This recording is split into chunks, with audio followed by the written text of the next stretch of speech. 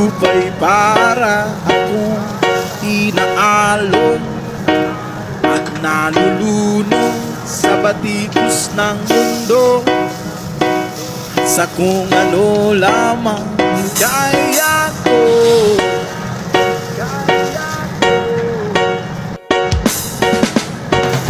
Bigang-biga na sa mga problemang di masolusyonan agad,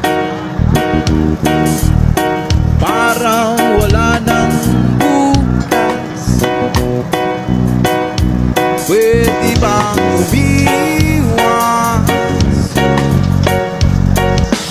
Hinahanap ang sarili ngunit di nakakayanin sa ligaw na dinadaanan ko. Saan na to patungo? Saan ako patungo? Dahan-dahan natin simulan muli ang